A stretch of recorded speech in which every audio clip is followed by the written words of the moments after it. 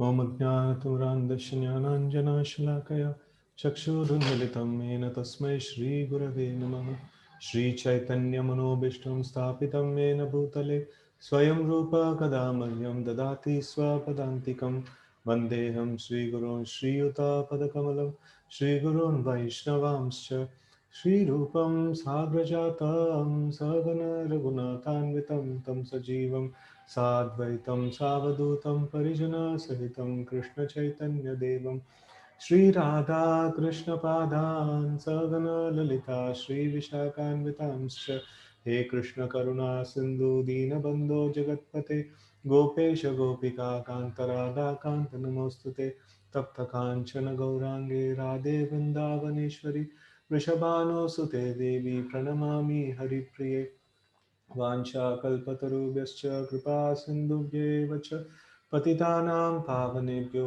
वैष्णवेभ्यो नमो नमः जय श्री कृष्ण चैतन्य प्रभु नित्यानंद श्री अद्वैत गदाधर श्रीवासादि गौर भक्तवृंद हरे Krishna Krishna Krishna Hare Hare Hare Ram Ram Ram Hare Hare Hare Krishna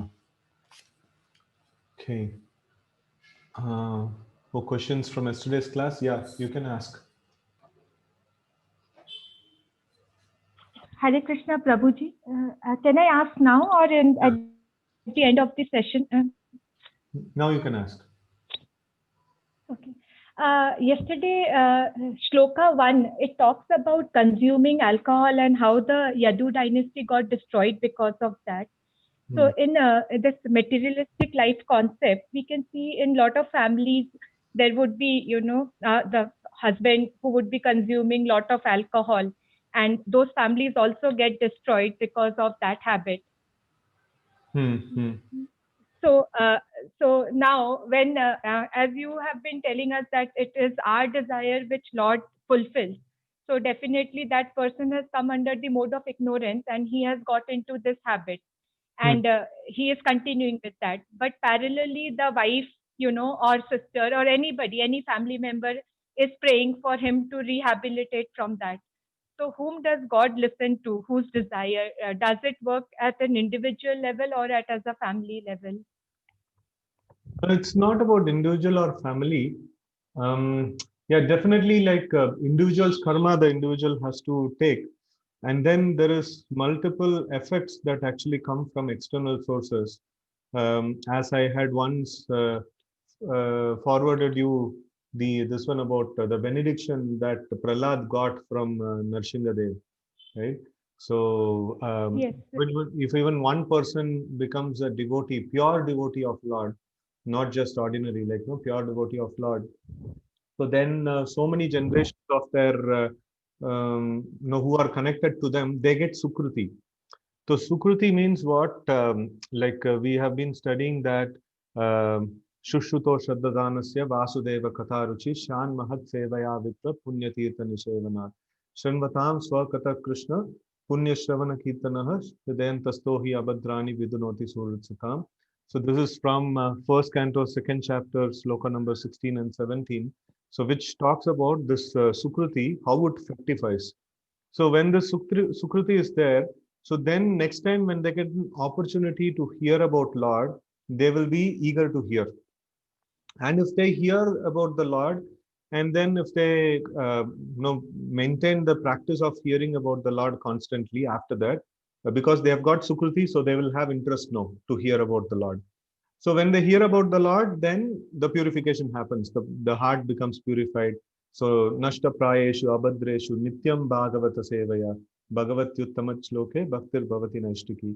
So no, they will regularly do hear Bhagavatam, and then all that is troublesome to the heart is almost completely destroyed. Then tada rajastamo bhava kama lobha dayaschaye chetayete ranaviddam stitam sattve prasiddhati. So slowly, the mode of ignorance and mode of passion reduces and goodness remains in the heart. So all these transformations will happen like that. So definitely a person practicing devotion can infuse Sukriti into their relatives. No, that is possible. And then we, like everybody's prayers are heard, and no, it is all our prayers for somebody's well-being will never go in vain. So probably it may fructify a little later, but then it will never go in vain, right? So that's how we can see. And in the same shloka, we read about harsh words. So that was planned by the Lord to destroy the dynasty. But Mm, if you see in the materialistic life also, there are, harsh words are used within family members, mm, and sometimes it causes severe damage. mm, And the damage goes to the extent of, any family member, getting depressed, detached, low self-esteem. There are a lot of anxiety attacks because when you talk to a counselor, they would always, probe your childhood, that how what happened then. So, and it can be an impact of the harsh words or, derogatory words by some close family member. It can be your own parents, it can be your siblings. So how does one deal it with, if even if one has forgiven and forgotten, but I think those impressions remain with you even as you get older. And whether you are a devotee, non-devotee, even if you are a good soul who really doesn't pray or does any ritual. So how does one deal with it? And the second part of my question is more important for me to know, is that what kind of karma gets accumulated here for the speaker who has done harsh words? Definitely, I think it is negative karma, but what about the sufferer who has developed a low self esteem and that has overpowered him in conduct of his life or her life? okay. First of all, the harsh words here, what is spoken about, is induced by the Lord. Yes. Definitely that is not the case in our scenarios, because the Lord is detached Okay. from the material world and material things. Here, because these are all personal family members of the Lord, so the Lord is involved because it is internal. No, it is all happening due to internal potency of the Lord. And we saw the internal potency of the Lord means it is based on Lord's desire. Everything is happening based on Lord's desire. So that is this is a question which you have not asked, but that I'm just building the foundation for it. So Yes. the like Lord's our lives are not happening based on Lord's desire, because we are under the control of material nature. So, what is happening with us and the harsh words that are exchanged, it's a mere interaction of the three modes of nature. And these things are bound to happen, in various scenarios. So now, when we see about harsh words or any of the this one, so how does the karma function? If we inflict any pain upon anyone, no, that has to come back to us. That is for sure. So that is how the karma works. And another very important aspect in Brahma's prayers, we have studied in the evening sessions. So the Lord's punishment is not that, oh, you have done this, no, like I will take revenge on you. It's not like that. The Lord is not taking revenge like that. The Lord is giving punishment to rectify our sinful tendency, to rectify our sinful mentality. So in that way, like Lord's punishment is actually good. In fact, in the Brahma's prayers, we were seeing in one of the purports that no, it is good if the Lord gives me punishment. No, in that way, like my karma will get done, and also there will be a something for my rectification. So that is very nice for me. So in that way, like Lord's rectification, the punishment is going to be in terms of rectifying aspect. The Lord is not a person sitting there, trying to find some fault and then give some trouble to people. No, because you did some fault and then no, you have to go through this. No, it's not like that. The Lord is punishing people for their rectification, because we have to understand that we are very dear children of Lord. Lord loves us to the extreme, and if He is doing something with us, it is out of concern for us, right? So that is very important principle. And the sufferer should know that we will see um, I don't know, like sometime we will take that section and we will study. There is a section of Avadut Brahman in the 11th canto of Srimad Bhagavatam. It's a very nice section actually, which wherein he says that he has he was a very rich man, and then but he was a very very stingy person. He would not give anything to anyone. So, but then one day everything got stolen, and he became a pauper, and all the people who were there with him, just because he had some money, all of them left him, and he was like completely in the streets. And at the time, he actually gets some kind of a realization, and he, out of deep suffering, he turns towards spirituality. Somehow he gets into deep spiritual understanding, and then he wanders the world, as a pauper, as an avadut. And then so many people throw stones at him. So many people, speak so many different kind of this one. Some people even come and urinate on him, and he was like, no. But then he used to. There is a thought process. No, his thought process is recorded in that section. He says he's. Uh, so he says that, no, whom should I point this to? No, which I am going through. Like, should I point it to the people who are the immediate deliverers of my karma, or should I point out the devatas who are ordaining these punishments to me? No, these people who are giving me this harsh words, or these people who are throwing stones at me. No, are they the cause? Or the demigods, who are controllers of the three modes of nature, or like who are superior controllers, are they the cause, or my past karma is the cause? Like, what is the cause? Like, no, he's actually philosophically analyzing the whole thing, right? So to cut it short, there actually he gets to the point of, it's my mind only is the cause of everything. If I don't want to be distressed, like, nobody can actually make me distressed. So that's the point he comes up to. So but here at this discussion, so we can actually take it, if I don't have the karma to suffer, nobody can possibly make me suffer.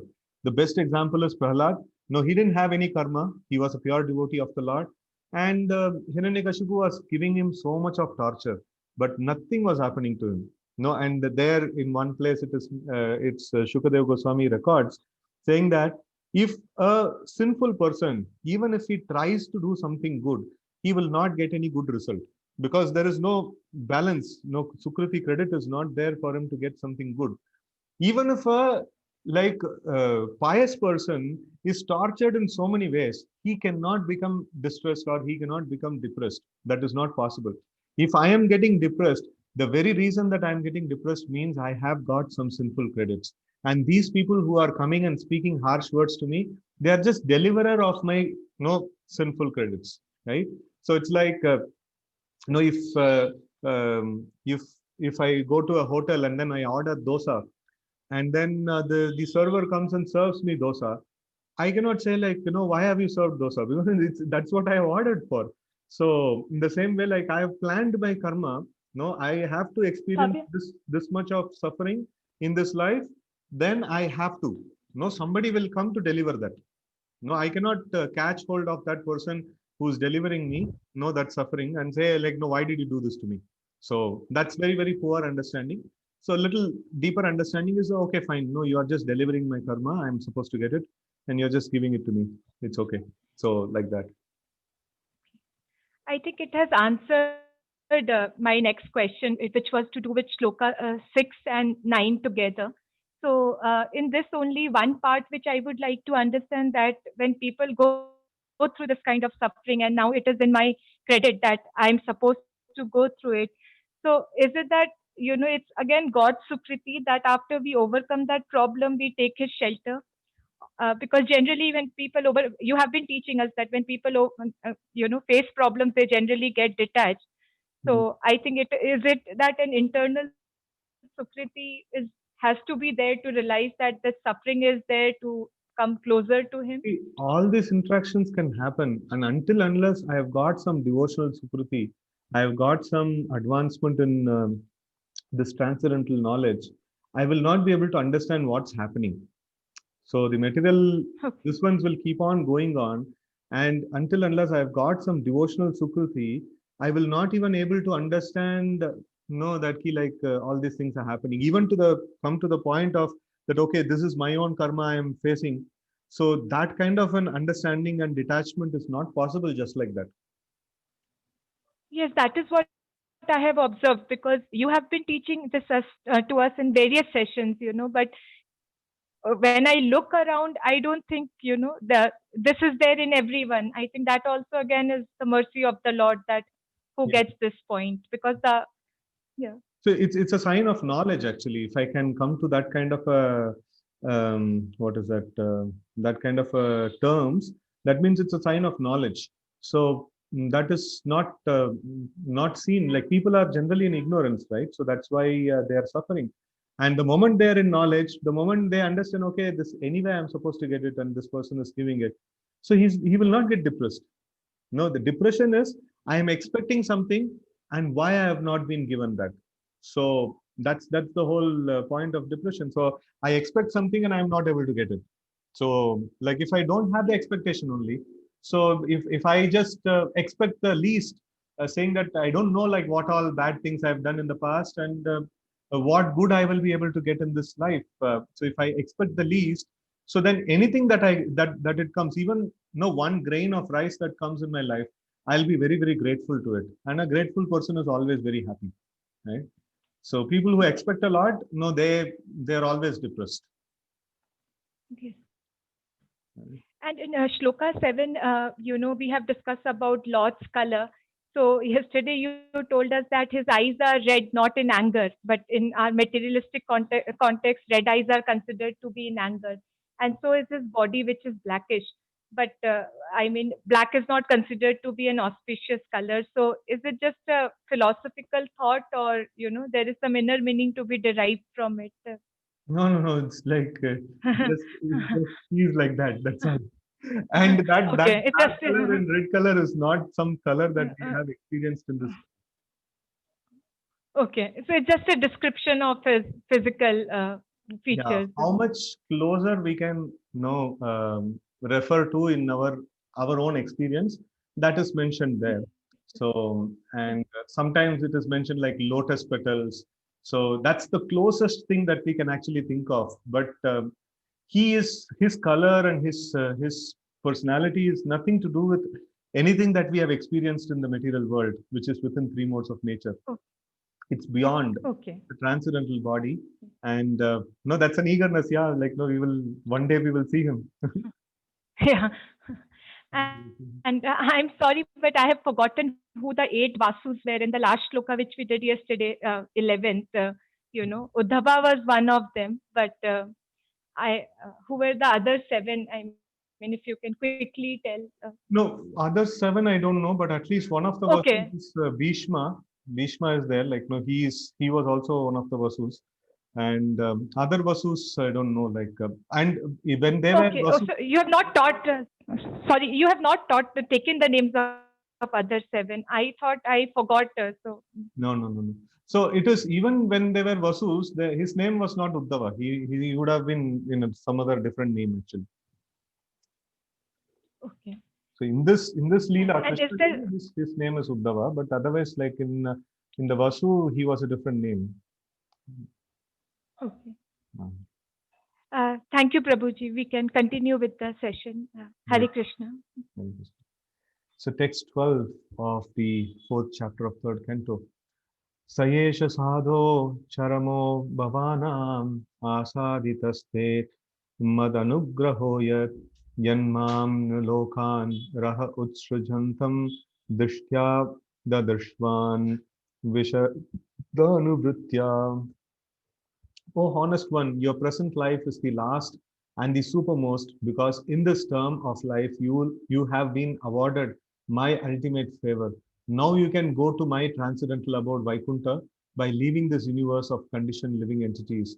Your visit to me in this lonely place, because of your pure and unflinching devotional service, is a great boon for you.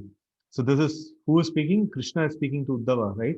So, and Maitreya is just an observer. No, he's just there in the scene. So, and Uddhava is like narrating to Vidura. So, all these things, what is happening. So, with like Uddhava and Vidura were speaking on the banks of Yamuna, and like Vidura was asking about the questions of how are the family members of Yadus are doing, and how is Krishna and things like that. And Uddhava says, no, they have all gone. No, they have all wound up their activities and they have all gone. And then he comes to the point of Krishna being detached from the destruction of the family, Yadu family, and then he is sitting alone in a forest in the bank of Saraswati. And Uddhava somehow happens to go there, and meet the Lord. And at the same time, Maitreya also happens to come there. And Maitreya is not as pure a devotee as Uddhava. No, he is a mixed devotee. And because of which the Lord is not giving him eye contact, and the Lord is actually speaking with the this one Uddhava. But even to get this opportunity for Maitreya to get an opportunity to be in the audience of the Lord and the audience of Uddhava is not an ordinary thing. So that's a very great achievement. And like now, Lord is addressing to Uddhava, saying that it's like really amazing. This one that you could able to come here and you have really attained perfection. So your job in this world is done. You will be returning back to my spiritual abode. Right. So that's what is the prelude. So let's get into the purport. When a person is fully conversant with knowledge of the Lord, as far as can be known by a perfect living entity in a liberated state, he is allowed to enter into the spiritual sky where the Vaikuntha planets exist. So here it's very important to like note this thing, as far as can be known. So we have often discussed about this subject, the aspect of if there is a huge reservoir of water, a thirsty person approaches the reservoir of water and he can only drink probably half a liter or 1 liter, and then he is full. No, he's like fully done, and then like the rest of it is like that's how much he can do, and that's considered to be perfect. No, his thirst is quenched. And here also we see that the Lord is unlimited like that reservoir of water, and we are considered to be perfect if we can understand to our capacity. No, we don't need to try to understand the Lord in full. Even if we try, it is not possible. So we just have to fill our capacity. Now, what is our capacity? We just have to fully understand the Lord to that capacity, right? So, and then if we understand that much, then if we are full, then we are going to go back to the Vaikuntha planets. So this also brings in a very important, this one, the attitude of comparison is completely finished. Because if somebody is like Hanuman's capacity, no, he can do some big, very big task. And if somebody is like a squirrel, and no, he can just do a small task. And if he can do that much, what is there in his capacity to the full, so then he's perfect. And what's the point of comparison? You did this much, I did this much. No point of comparison, right? So the only question is, have you did your best? No, have you given out everything of yours? So that is the question. No, the spirituality actually brings into this concept, and our Vedic culture also was functioning on this concept. That's why you don't find in the Vedic culture people getting into depression, because people are thinking, okay, like, no, did I give my best in any situation? So that's what they would see. And the modern culture is no, like, how much did the other person do? Why should I do more? No, I should like, no, I should only do this much. And why not he do, and things like that. So it's nothing to question about. No, have I given out my best? No, that is not the question. And the opposite side of this is, no, okay, so why only that person is getting so much? Why not me? No, why I cannot get more than this? So I am aiming for a big thing, and if I don't get, I'll get depressed. No, so it is nothing to do with, like, the Vedic culture is like robust and solid. No, the culture in itself is so amazing that all these modern problems, nothing will be there in the system. If we can just propagate Vedic culture, now we can save so many people from psychiatric disease. We can save so many people from so many problems of life. No, will get solved in one shot, just by practicing this culture. So see, like, what is mentioned here. Like, let's read this again. When a person is fully conversant with knowledge of Lord, as far as can be known by a perfect living entity in the liberated state, he is allowed to enter into the spiritual sky where the Vaikuntha planets exist. So here, in the material world, if something of this sort is there, there will be this one. Okay, let's have a competition. Who comes first? No, let's give them the position, right? So, being the presidential position or winning an election or whatever it may be, everything is like, okay, let's have a competition, right? So immediately the concept of comparison comes in. Immediately the concept of depression and loss and failure and things like that comes in. Vedic life means no win-win. Everybody is a winner. No, if you are a loser, Like that means you have not given out yourself completely. That is the losing point. It's not about in comparison with anyone else.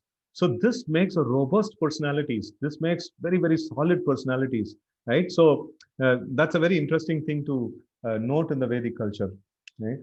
Okay. So the Lord was sitting in a lonely place, just about to disappear from the vision of the inhabitants of this universe. And Uddhava was fortunate to see him even at that time, and thus received the Lord's permission to enter Vaikuntha. The Lord is everywhere at all times, and his appearance and disappearance are merely the experience of the inhabitants of a particular universe. He is just like the sun. The sun does not appear or disappear in the sky. It is only in the experience of men that in the morning the sun rises and in the evening the sun sets. So exactly very same thing we were seeing in the 10th canto yesterday in the Brahma's prayers. The Lord's appearance and disappearance is compared to the sun's no rising and setting. So we can be like very happy that our scriptures are quite consistent, and even the commentaries are quite consistent. So it only reinforces our idea. It only like gets us better and better in our understanding, right?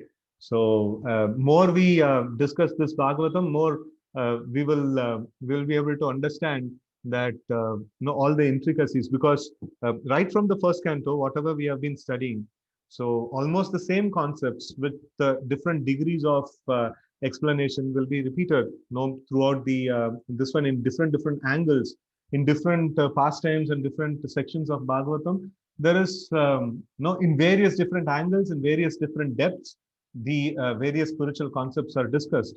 And more we build upon it, more and more we reinforce on these concepts, we will understand Bhagavatam to its depth. Right? No, again, as far as possible for us. So it is Bhagavatam is non-different from Krishna, and it's not possible for us to understand Bhagavatam fully. So as far as we can, no, we will do it. So that's the proper way. And here we see that the Lord appears and disappears just like the sun. The sun is always there in the sky. Only the sun is visible for some time and it disappears after some time. So that's limited to our experience, right? Okay. So the Lord is simultaneously both in the Vaikuntha and everywhere within and without Vaikuntha. So Sarvam Kalavidam Brahma, the Lord is present everywhere. So in fact, like there is nothing else apart from the Lord that is there, present in different places. So we studied that in detail in the Chatushloki Bhagavatam, right? Okay.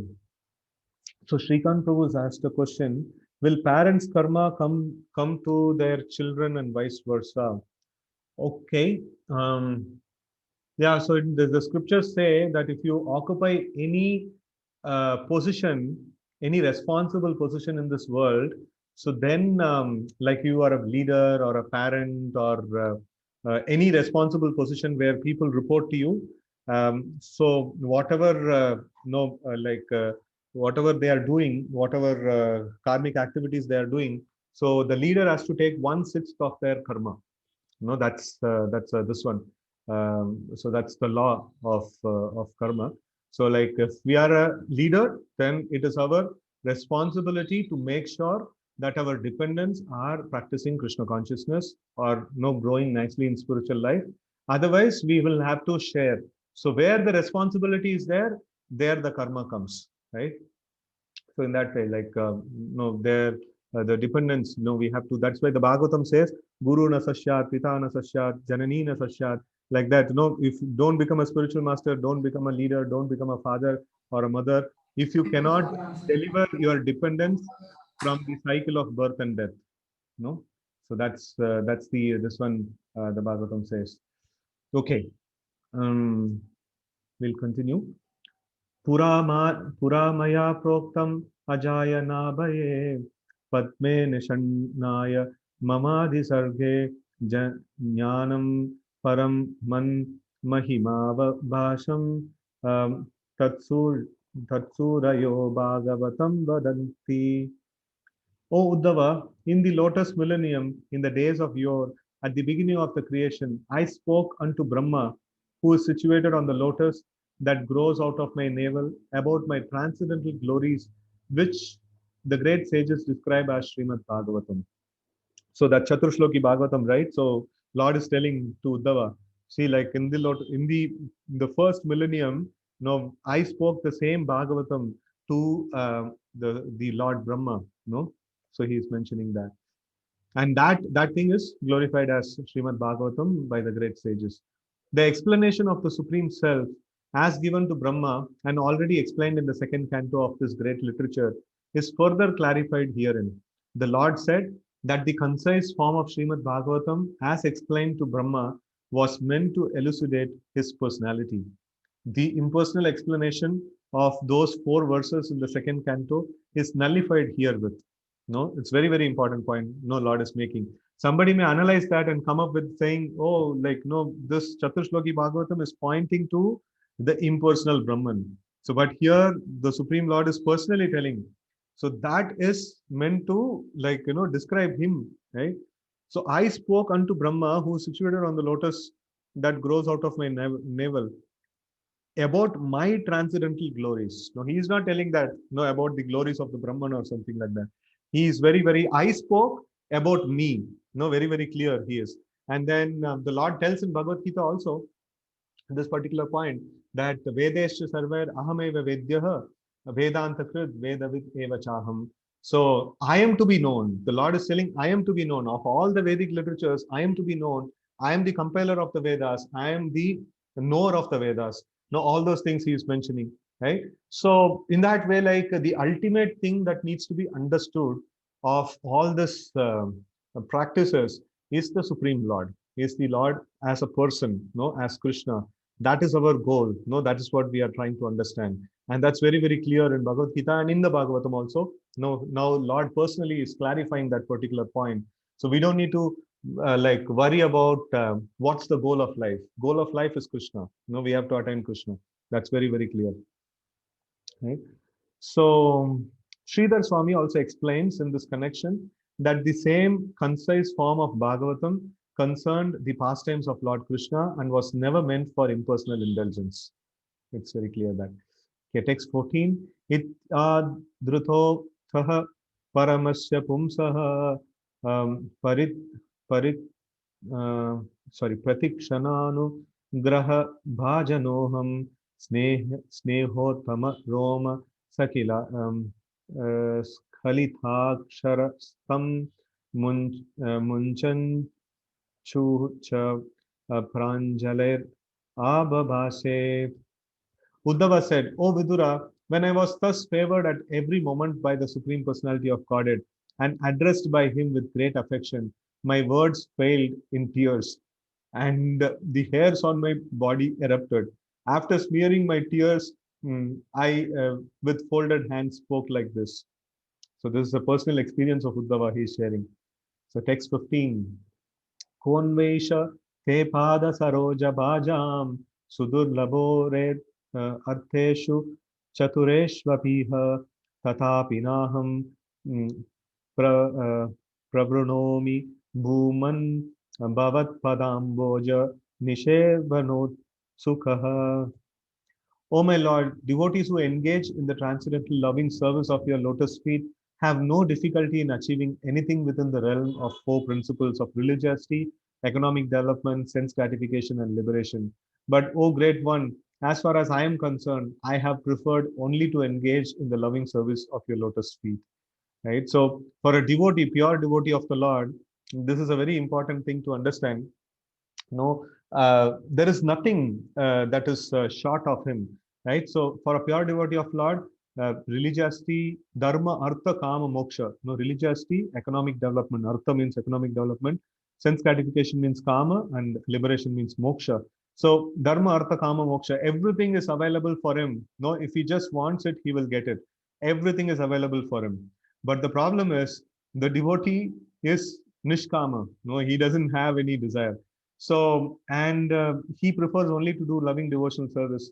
And this question actually came to my mind when I was reading, long back, when I was reading this third canto of Bhagavatam, where Lord Brahma will actually describe about the Vaikuntha planets. No, that description will come in some time. So there it is mentioned. It is the whole Vaikuntha is filled with Kalpavriksha trees, and the dust particles over there are Chintamani, and the cows over there are Kamadhenu and things like that. So Kalpavriksha, Chintamani, and Kamadhenu, all of them give just if you desire, whatever you desire, immediately it will be there in front of you. And it is mentioned that but people over there doesn't have any karma, any material desire. They only desire for the service of the Lord. Then I was thinking like, no, probably this is a problem in the design. No, in this material world people have so much of desires, and no, here useless trees are there, and in the spiritual world nobody has any desires, and no, there kalpa vrikshas are there. So what's the point? Like, no, where desires are there, where desire fulfilling trees are not there, and where there is no desire and where the wish fulfilling trees are there, kalpa vriksha are there. So this is a very, very important siddhanta is there behind. The moment we lose interest for the opulence of this world, we may be given a huge opulence of this world, right? So like for the Lord, whenever he gives the opulence, like for example, Sudama, he gave a lot of opulence. But then when Lord awarded the opulence, like he became completely, what is that, purified in his consciousness. And he was not having any desire to enjoy that opulence and things like that. And he was basically, he was very, very stable, even after getting so much great riches and opulence and things like that. So it's a very, very important principle, to be known. Like when we lose desire for certain thing, the Lord will award it in abundance, right? So, and if the Lord wants, like it's uh, it's a it's a thing like, and then if a purified soul, even if he desires a little bit of something, the Lord is very, very eager to give. No, the moment he desires, the Lord is very, very eager to give. So that's the disposition of the Lord, in relation to the pure devotees. Okay. Purport. Those who are associated with the Lord in the Vaikuntha planets achieve all the bodily features of the Lord and appear to be the same as Lord Vishnu. Such liberation is called Sarupya Mukti, which is one of the 5 kinds of liberation. The devotees engaged in the transcendental loving service of the Lord never accept Sayujya Mukti. Okay, Sayujya Mukti means to merge in the existence of the Lord in the Brahma Jyoti. So all the while we have been discussing about this aspect of the Mayavadis or the Jnanis and Yogis. They want to merge in the existence of the Lord. So the technical name of that Mukti is called Sayujya Mukti, right? So there are different kinds of Mukti that is there. So that is Salokya, Sarishti, then this Sarupya, and then Samipya and Sayujya. So these are the 5 kinds of mukti. Sa Lokya. Loka means like a place where somebody can be there. Sa Lokya. Sa Lokya means the same planet as the Lord. So to reside in the same planet as the Lord is called as Sa Lokya Mukti. And then Salokya, then after that comes this Sarishti. Sarishti means the opulence of the Lord. Rishti means opulence. So like to have same opulence as the Lord, right? So that is called Sarishti. And then here it is mentioned Sarupya. So to have the similar kind of bodily features like the Lord, right? And then Samipya, to be a close associates of the Lord, like Samipya. Samipya means like it's quite easy to understand. In Hindi also it is Samipya, I think it makes sense. So Samipya means a close associate of the Lord, and then comes Sayujya. Sayujya means to merge in the existence of the Lord. No, that a devotee doesn't want. All other forms of mukti, Salokya, Sarishti, Sarupya, and then Samipya, all of them allows us to be an individual and allows the Lord to be an individual, and we can continue our devotional service with Him. And in Sayujya Mukti, oh, like we lose our identity, we merge in the existence of the Lord, we lose our identity. Actually, there is nothing called merging. No, it's just that no, we are just there, no, in the existence of the Lord as a separate entity, but then no, we think that we have merged in the existence of the Lord. And that kind of a mukti, a devotee doesn't prefer. No, because there is no opportunity to render service to the Lord. So that's why, a devotee doesn't prefer that kind of this one. Right? So, Sayujya Mukti, are merging in the rays of Lord called the Brahma Jyoti. Okay. So the devotees can achieve not only liberation, but any okay, Jaya Mataji is asking for repetition of the list of mukti. Probably you can listen to the recording once I send it.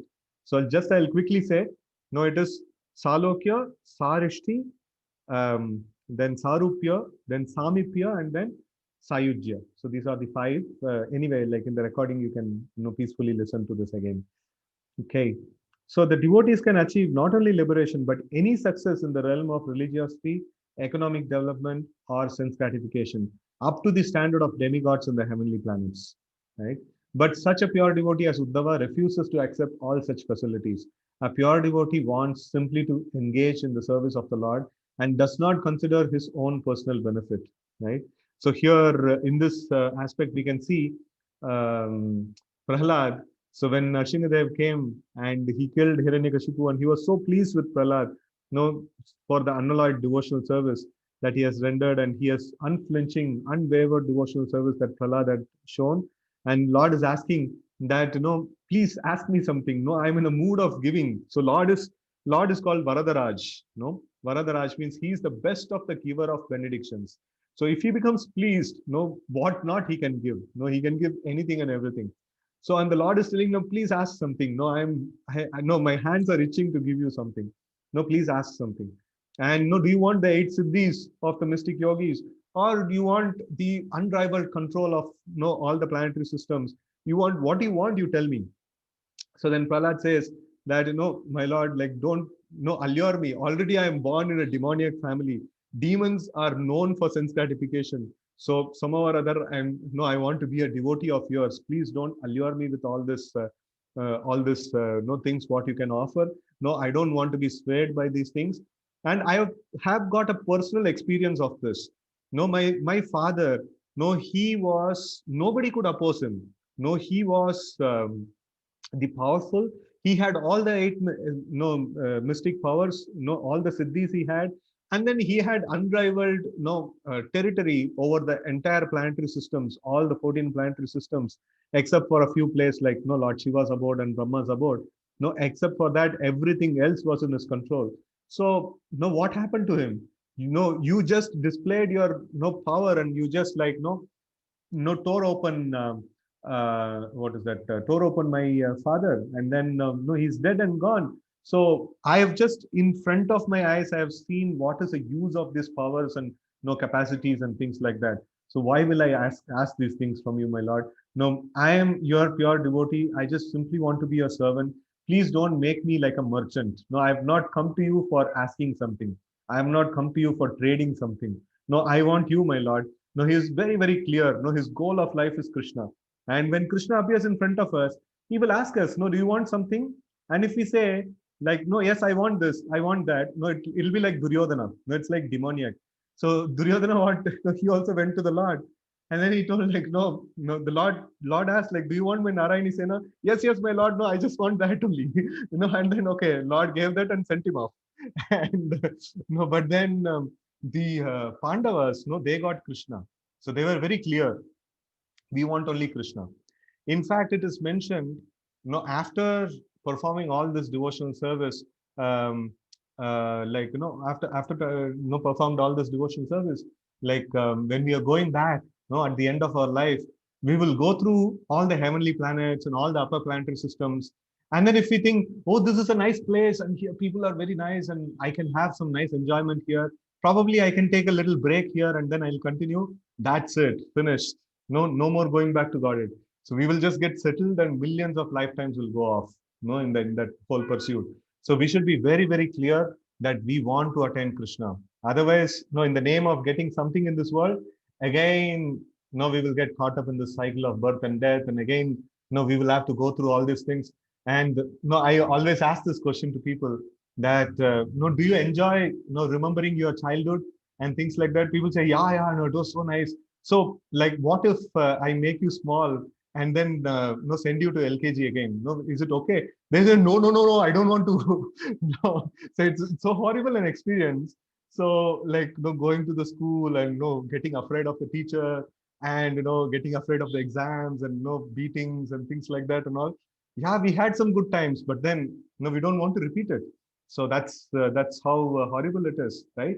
So we should always remember that liberation or ultimately attaining the lotus feet of the Lord is the ultimate benediction no, like ultimate thing that we can get. Even if Lord comes and asks us, no, please take this.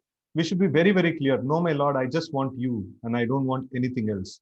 No, so we should be very clear about it. Otherwise, we will lose again millions of lifetimes, again millions of problems, again no millions of different scenarios for getting depressed, and so many things will happen. So we should be very, very clear. I want you, my Lord. I just want to finish my business in this place. I just simply want to be your servant, right? So we should be very clear about that. Okay. Karman, karman anihasya bhavo bhavasya the durga shrayo trai bayat palayanam kalat mano yat pramadha yutashramah swatman rathe hi dhyati dhir vidamiha. My lord, even the learned sages become disturbed in their intelligence when they see that your greatness engages in fruitive work, although you are free from all desires, that you take birth, although you are unborn, that you flee out of fear of enemy and take shelter in a fort, although you are the controller of invincible time, and that you enjoy householder life surrounded by many women, although you enjoy in yourself. No, Lord is called Atma Rama. It's okay. It's all bouncers in this sloka. So the Uddhava is telling that, it's even great learned sages, they get disturbed in their intelligence. Why do they get disturbed in their intelligence? So it is mentioned fruitive work. Fruitive work means the work that is performed out of a desire to enjoy the results of it. So, and the Lord is getting engaged in so many karma kandya procedures and so many rituals and this and that and all. Lord is engaging in just to set an example for the people, that common people who are addicted to sense gratification, they must do all these procedures. Only a person who's aiming for liberation can give up the basic rituals, what is recommended in the shastras. So otherwise, all the rituals, if somebody is attracted to sense gratification, he must perform rituals of this world. So the Lord is setting an example for all those things. And then you take birth, although you are unborn. No, so like that is the Lord is unborn. No, he's called as Aja. No, Ajopi san Navyayatma. No, it's mentioned. So like Lord is Aja, but then he takes birth. He takes birth as son of Devaki and Vasudev, and no, that's quite interesting thing. And then Lord is a controller of the time. So why it is compared to the time? Is running in fear of enemy, and he's the controller of time, because time is such an entity which destroys everyone. No, time is the enemy of everyone. Time just destroys everyone, right? So, but then like such, the controller of the time, who's the controller of all the distractions, and such a person, he runs out of fear of enemy, and he means basically Jarasandha and Kala Yavana and all these people had come.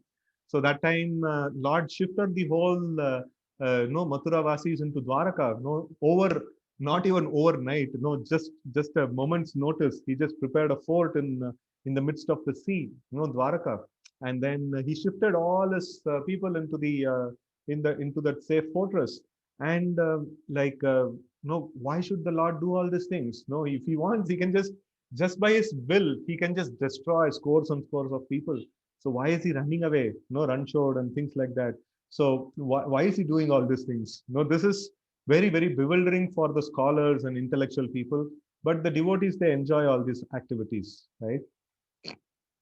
And Lord as a householder also, like, how he, he's an Atmaram. No, the people who are devoted to the Lord, generally, like, we are posed with this question.